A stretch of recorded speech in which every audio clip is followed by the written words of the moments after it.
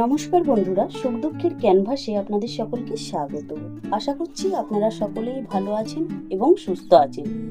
চলুন আজকের ব্লগটা এখান থেকেই শুরু করি। আর যারা আমার পাশে আছেন তাদেরকে অসংখ্য ধন্যবাদ এবং কৃতজ্ঞতা জানাই। তবে হ্যাঁ, এই যে আমরা মনের কথা প্রকাশ করার জন্য এই প্ল্যাটফর্মটা পেয়েছি, হ্যাঁ, নিজেদের আমরা সত্যি কথা বলতে কি গৃহবধূরা অনেকটাই কমফোর্টেবল। কেন জানেন? মনের কথা কোথাও না কোথাও একটা হালকা হওয়ার থাকে।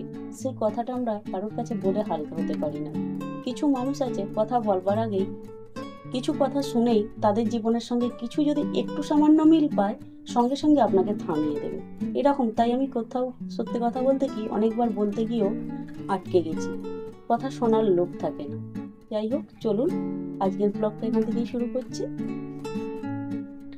জানেন তো, তখন মানুষের এরকম হাতে হাতে স্মার্টফোন ছিল না, তখন ছিল সুইচ টেপা ফোন। আর আমার কাছে তো কোনো ফোনই ছিল না, তাই কিছু ফোন বা কাউকে ফোন করতে গেলে সেই শাশুড়ির ফোনটাই ছিল একমাত্র সম্বল। তাই শাশুড়ির থেকে ফোন যখন নিতাম, তখন শাশুড়ি কি করতো, হয় শাশুড়ি নয় শ্বশুর পাশে দাঁড়িয়ে শুনতো কি কথা বলছি। তো একদিন এইরকম অবস্থায় সবারই মন খারাপ হয়ে থাকে এমনি, যে নিজের লোককে দেখার জন্য। তো মেজ বোনকে ফোন করছি, মেজদিকে ফোন করে বললাম যে তোদের কি আমাকে একবারও দেখতে ইচ্ছা যায় না, আয় না একবার। তো সেটা সত্যি কথা বলতে কি আমার অন্তর থেকে আমি কতটা কষ্ট পেয়ে তাদের ফোন করেছি তারা বুঝবে না। কারণ তারা তো জানে আমার বোন খুব সুখে আছে, ভালো বাড়িতে পড়েছে, খাওয়া দাওয়ার অভাব নেই, তাই তারা ভাবছে একদিন যেতে বলছে।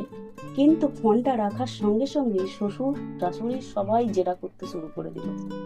সঙ্গে সঙ্গে যেন একটা কোর্টের সালিসি সভা বসে গেছে, শুরু হয়ে গেল। কেন ডাকবে, কি হয়েছে, তোমার কিসের সমস্যা হচ্ছে?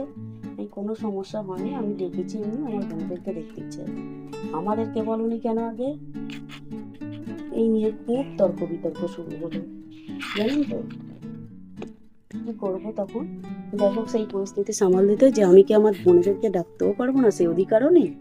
ও কেন ডাকবে তুমি আগে আমাদেরকে কেন জানাবে না? যাই হোক, এরকম ভাবেই আমার দিন কাটতো, খুব কষ্টেই কাটতো। মানে কোনো কিছু স্বাধীনতা ছিল না, যা আনবে তাই করে দিতে হবে, যখন আনবে তখন করতে হবে, এরকম একটা ব্যাপার।